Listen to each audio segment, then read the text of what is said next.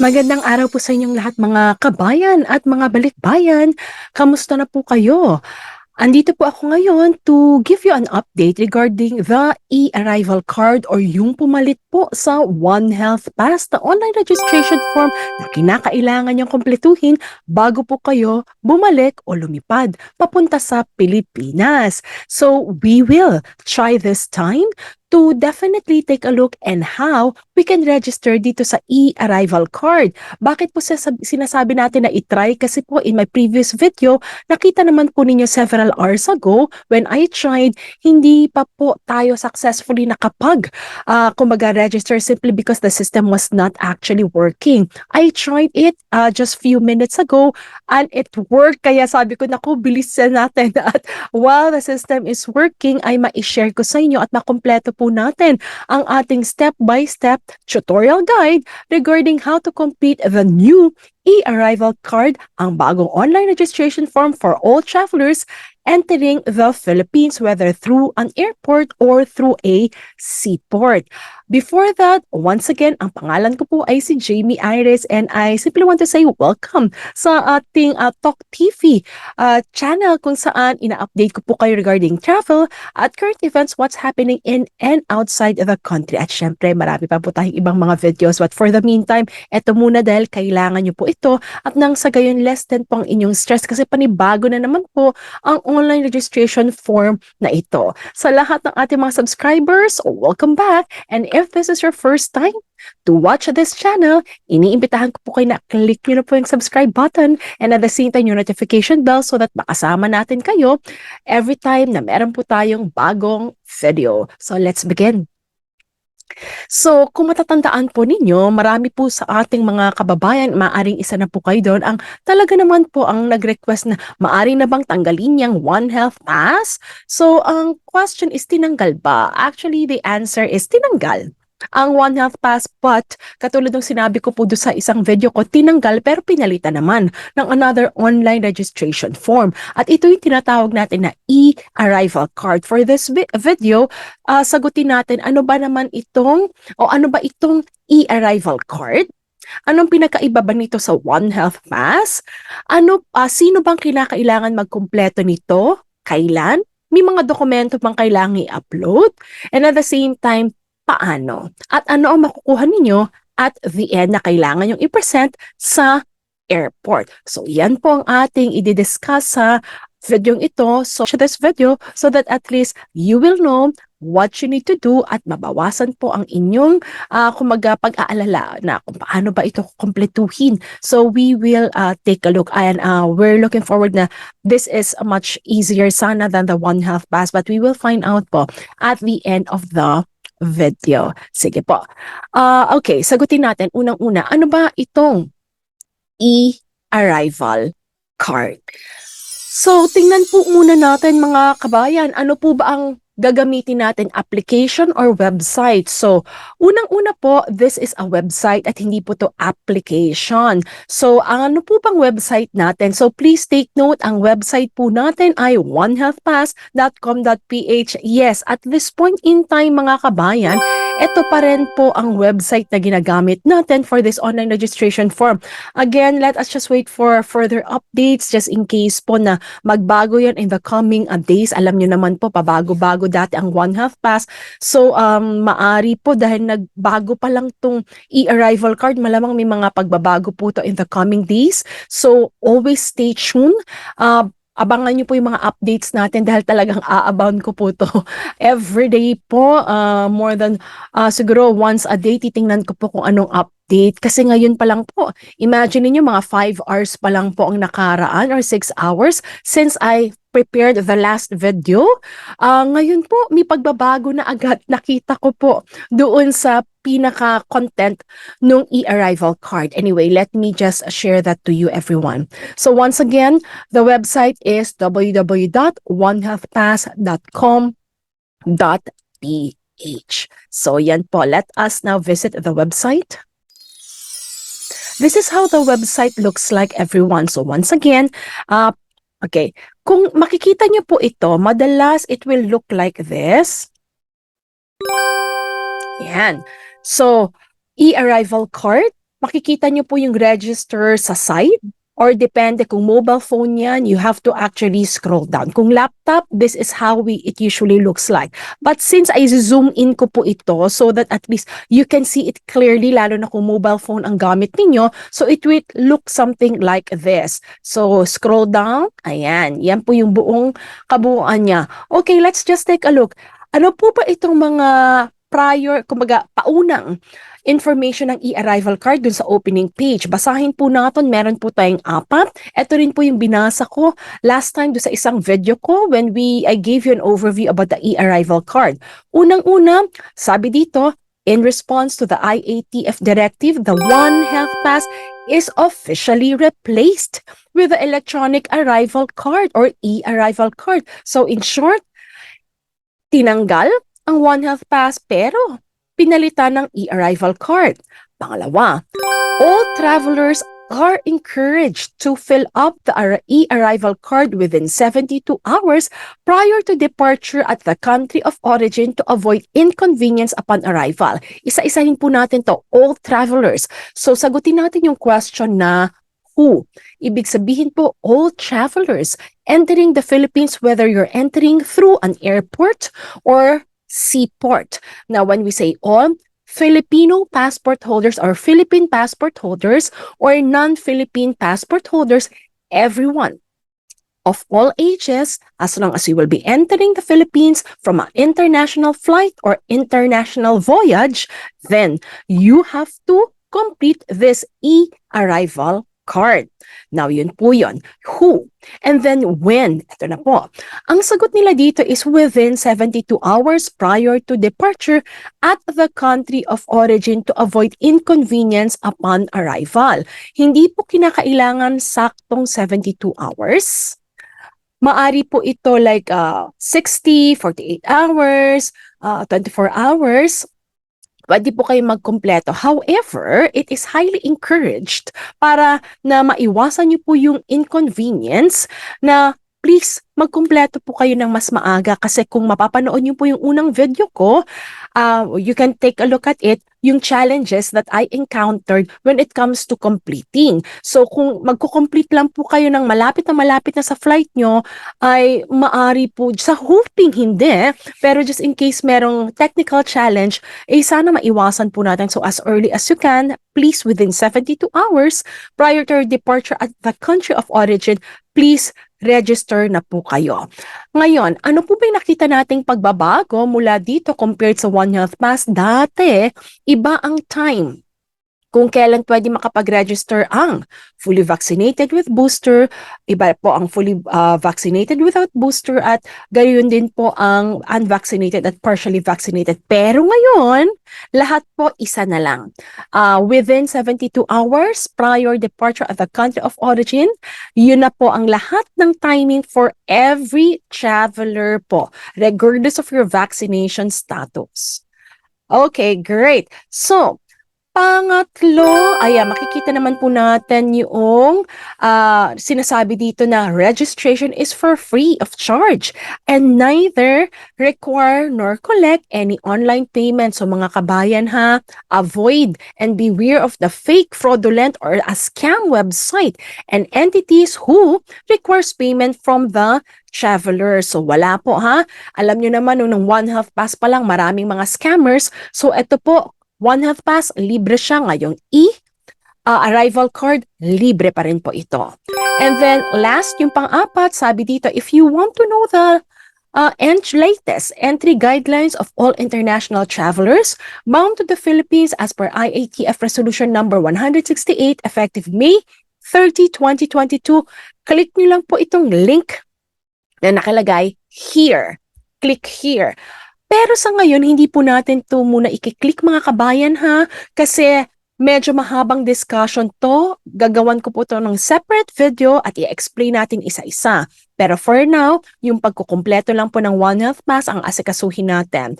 Sa baba, makikita po ninyo dito sa opening page, kapag nakapag-register na po kayo, pwede nyo buksan yung profile ninyo if you want to review it.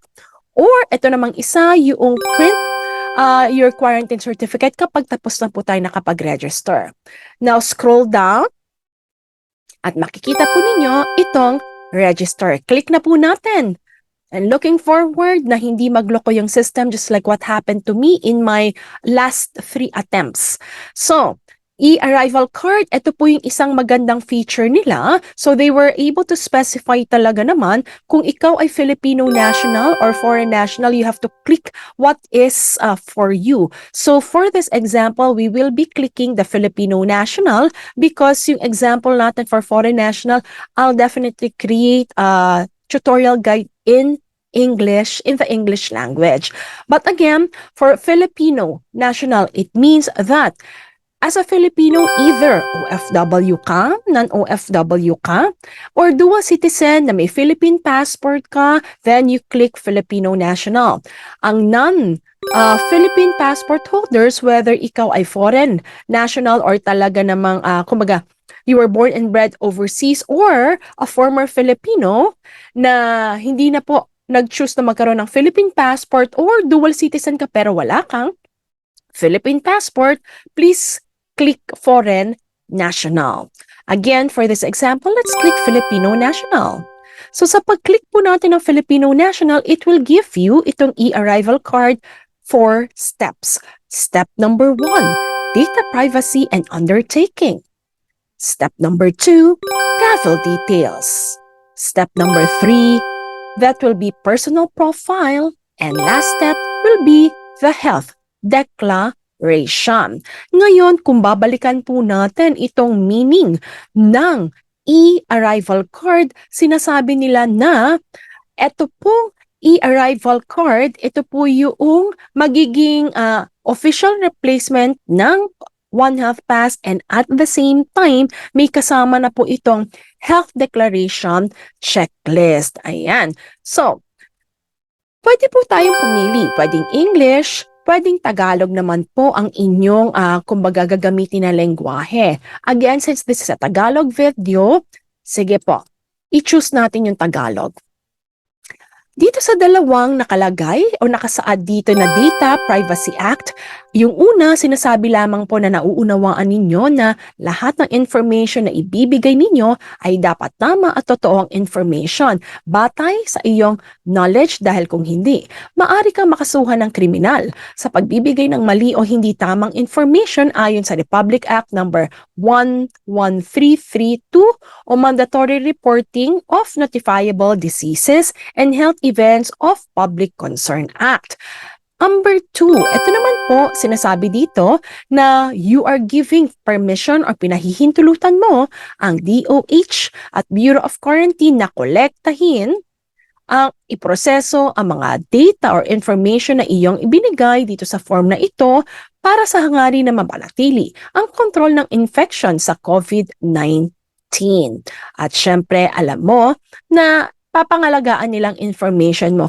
For more details, please click nyo po itong privacy notice. Okay? So, pag-click po ninyo ito, medyo mahaba po ito, hindi natin babasahin lahat, but I just want you to see how it looks like. So, ito po, basahin po natin ito. It will just simply give you more information about it.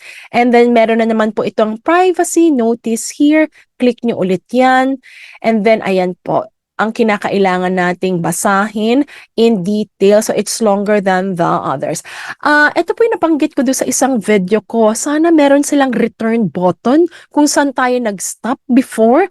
Kasi ang mangyayari dito, you have to manually go back again to the first page. Medyo hindi ko po ito, parang, it did not make it easy for the users actually to use this if this is the case. Kasi ganito po mangyayari. Wala silang button. Balik po kayo ulit sa onehealthpass.com.ph. Hanapin nyo ulit yung register. Click nyo po ito. And then, click nyo po ulit yung Filipino National. Pagkabasa po ninyo, piliin nyo po ulit yung Tagalog. Ayan. And then, click nyo po itong box na ito. Place a check. Ang ibig sabihin po nito, nabasa nyo na po at sumasang-ayon kayo sa data privacy at affidavit undertaking na nakasaad doon sa taas at saka doon sa link. And click continue mga kabayan. And we're on to Step number 2, tapos na po tayo sa step number 1. Wow, medyo mabilis siya ngayon. That's quite good. At least, eto po, nakita ko mga kabayan, medyo nagbago ang some of the, like, yung pagka-sequence ng mga information. So let's see if this is fast. I'm using Microsoft Edge po and I'm using a laptop. Ayan. So let us just say kung ang date of departure, eto, today itong date na to ha, October 18. Let us just say ang lipad ay 20. Ang arrival sa Pilipinas, tingnan po natin, nag-error kasi ako kanina. Sige, 20. Ang ginagawa ko kasing example mga kabayan usually is like if you'll be flying from the US to Manila or Canada to Manila. Kasi usually yon, halimbawa 20, sa karanasan ko po, several flights ko from the US to Manila or Canada to Manila, madalas po plus 2 yung date, madalas but hindi all the time kasi depende sa time kung anong oras ka umalis from Canada or the USA. So in short, October 20, and then ilagay natin dito ang arrival is plus 2 days, 22. Tingnan natin if the system will allow, dapat i-allow. Pag hindi pa, they need to actually tweak or adjust this. Kasi magkaka-challenge kayo kung galing po kayo sa US. Yes, it allowed. It allowed us, so it means at least naayos na po nila, hindi magkakaproblema ang mga taga-US at Canada. Yes. Ayan, masaya naman po ako kasi kung di nakaka-stress yan. And then, ito na po. Ito yung ating airport or seaport of arrival. Pili lang po tayo. Example, NAIA. So mga kabayan, once you choose an airport or seaport of arrival, nakita po ninyo, nadagdagan yung mga boxes na kailangan kumpletuhin. Sang bansa po kayo galing? Lagay natin United States. Ayan. Will you be flying as a passenger or crew? Kanina, do sa isang video ko, hindi po siya nag-work. Let's see if it will work now. Yes, meron na siyang option. So, as an aircraft passenger. Good. It shows medyo na-update na po nila yung system. Now, classification, OFW ka ba? Kasi Filipino national or passport holder po yung example natin. Lagay natin OFW. So, occupation, this is quite good din po kasi nakikita natin na hindi na siya loading katulad nung kanina when we tried it. So, ayan po, meron ng selection mga kabayan. Pili na lang po kayo dito if sakaling wala. Dito sa options, others na lang po ilagay natin. And then, vaccinated for COVID-19, answer nyo po yes or no. And then, let's choose the airline name. Nagka-challenge din po ako dito nung unang try ko sa Chrome, pero let's see, sa third try ko, nag-capture naman siya. Perfect, ayan, good. Philippine Airlines and then flight number. Ayan, medyo mas mabilis po ang response niya. I'm quite happy, mas happy po ako ngayon for all of us, for all of you, kasi mabilis-bilis na siya. Seatbed number, wala naman pong red asterisk. Ano na lang po natin, skip natin to. And we're complete with step number 2, travel details. At napansin niyo mga kabayan, compared sa isang video ko, mabilis na yung pagko-complete ng mga information. Hindi na yung katulad kanina, ang tagal-tagal, ang haba-haba. So ngayon po talagang few seconds lang. So ay salamat BOQ, pinakinggan nyo kami. Let's try, let's cross our fingers, hoping makarating po tayo sa step number 3. Yan po tayo na stock up kanina, hindi tayo nakarating. Yes! Ayan na po, medyo nag-okay na po ang ating e-arrival card. So we successfully reached ang ating step number 3. Okay, enter po natin ang last name, first name, middle name. Kung may suffix, kung wala, leave it blank, and then yung gender po natin. Date of birth, napaka-importante po niyan. Yung year, make sure na baguhin po natin. Civil status, nationality. So for us, Filipino, kung merong PhilHealth number, pakilagay. Kung wala, nakita nyo po, walang asterisk, so that's quite good. Leave it blank. Ngayon, passport number, paki-enter lang po ang ating passport number. Email address, mga kabayan. So katulad ng paalala natin, dapat number one, active. Ibig sabihin ba, access ninyo. Pangalawa, alam nyo ang username, alam nyo ang password po ninyo. Now, para naman po sa contact number, great news mga kabayan. Kasi dito, kung meron kayong roaming number from the Philippines, then i-enter po natin ito. Pero kung sakasakali po na wala, maaari nyo na rin i-enter yung inyong, kumbaga, international number. Dati, hindi po ganito ang sa One Health Pass. So, BOQ, this is good. At least rest challenge po sa mga travelers. So, pakilagay lang po. Kung may Philippine number, kung wala, yung international number po ninyo.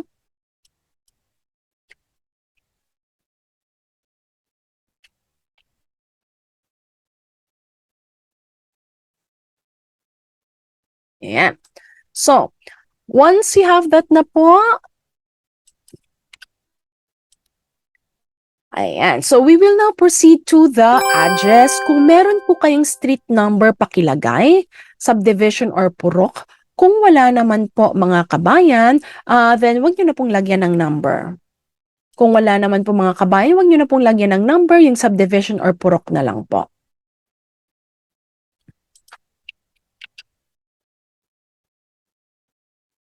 Province, municipality, and that's it. We're done with the personal profile. Click na po natin. Naku, let us cross our fingers. Ayan! Great! Ang bilis na po. So, health declaration form. Ito na po tayo, yung last part. So, COVID-19 vaccine first dose. Kailan yung iyong first dose? Pakilagay lang po.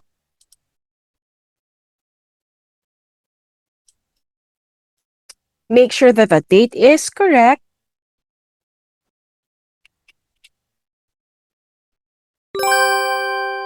And then name of vaccine. Tatanungin, vaccinated ka ba for the second dose? If you are, please, pakilagay na ang date. And then, yung year. Name of vaccine. Now, ayan. Tinatanong din dito, countries worked, visited, and transited in the last 30 days. Ayan. So, country, lagay nyo lang po, saan po ba kayo galing? Like, for example, United States of America. Wala po itong asterisk, pero option nyo na lang po kung gusto nyo kompletuhin. Kung meron kayong pinag-transitan, you can also type it or choose it. Ayan. And then, history of exposure to known probable and or confirmed COVID-19 case 14 days before the onset of signs and symptoms, or if asymptomatic 14 days before swabbing or specimen collection, or any knowledge of being exposed to a person diagnosed with monkeypox. Wow, at least correct na ang spelling nila ng monkeypox ngayon. So, ang sagot po natin dito kung wala naman, no na lang po mga kabayan. And yung question, have you been sick in the last or past 30 days? Kung hindi po, please answer no and click submit. Ayan. Yehey! So, nakumpleto na po natin mga kabayan. Ayan, salamat naman. Mabilis lang kung tuloy-tuloy po ito at hindi nagloko.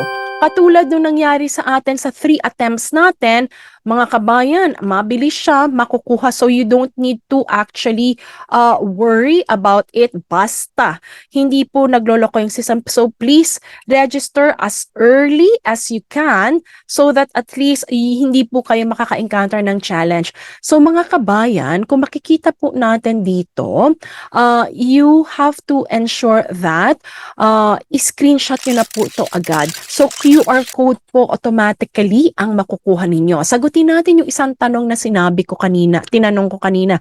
May i-upload pa ba kayong dokumento? As you can see, as of now, wala na po. So siguro isa yun sa napadali wala na pong i-upload na dokumento. So, ibig sabihin po, dire-diretso na po tayo. Hindi na rin tinanong yung booster dose eh. So, what is important now is meron na po kayo. Ang tawag na po natin dito, e-arrival card and QR code. So, make sure that you screenshot it. Ayan. Sige po. Tingnan natin yung ibang reminder dito po sa ilalim. Let's see. Ang sabi lang po dito, you must be mindful of your health and the people around you at all times. Number 2, if you develop any of the mentioned signs and symptoms prior to your flight, please consult your doctor. Number 3, if you develop any of the mentioned signs or symptoms during the flight, inform your flight crew. Kasi po, isi-separate kayo ng upuan. Meron po silang designated at kumbaga mga passenger seat on board the aircraft kung saan in case you encountered po or nagkaroon kayo ng symptoms, dun po kayo papaupuin. And lastly, you must declare if you develop any of the mentioned signs and symptoms from the time of registration until you arrive in the Philippine airport to the quarantine medical officer. So yun lang po yung reminder, wala pong sinabi kung ipapadala sa email. I-check ko lang po kung nakuha ko po siya sa email para at least alam natin may iniintay ba tayo o wala. Etong number na ito po yung transaction number po ninyo. So, please ensure po na you take note of that. Screenshot nyo po agad mga kabayan. Minsan kasi yung iba hindi nakakapag-screenshot. So, ang tendency is umuulit po kasi hindi natandaan yung transaction number. So, yan. And sometimes po yung dun sa One Health Pass natin, hindi naman although sinabi nila magpapadala ng email, hindi nakapagpadala ng email. I'm just checking po kung dito ay meron para alam natin what to expect. Wala po ako na-receive na email, so it means screenshot nyo lang po. Mga kabayan, ang ating, kumbaga, e-arrival card QR code. Ayan. So, wala akong na-receive na email, so screenshot na po agad. So, yan po mga kabayan, ang ating step-by-step process on how you will complete the e-arrival card. So, ito pong pumalit sa One Health Pass, hindi nyo na po kinakailangan mag-upload ng inyong vaccination card.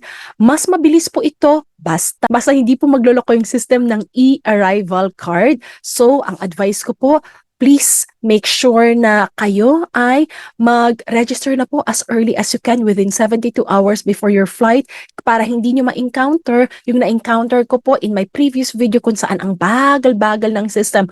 Wag po sana kayo matsyempohan nito nang sa gayon ay mabilis nyo lang po matatapos itong e-arrival card.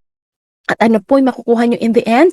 Yun po yung e-arrival QR code po doon sa One Health Pass natin, and at the same time ngayon ay e-arrival card. So muli mga kabayan, sa inyong mga uuwi sa Pilipinas, I hope this video had helped you. At kung ito'y nakatulong sa inyo, please click like, and I'm inviting you to subscribe to my channel so that you'll get updated po kung may pagbabago na naman po dito sa e-arrival card, at gayon din po sa mga ano pa pong mga protocols and travel guidelines na meron po tayo. Once again, ako po si Jamie Iris, ang inyong Talk TV show host na nagsasabi saan man po tayong dako ng mundo, taas na tayo po yung mga Filipino, and at the same time, may God bless you sa inyong flight. Enjoy your vacation pag-uwi ng Pilipinas, at kung babalik na po kayo sa inyong country where you are flying from, I hope you did enjoy yung inyong bakasyon. So muli, thank you for watching. I'll see you in my next video, and if you have some questions, mga kabayan, drop it down dun sa ating comment box so that I could help answer your question. With that, see you and God bless you all.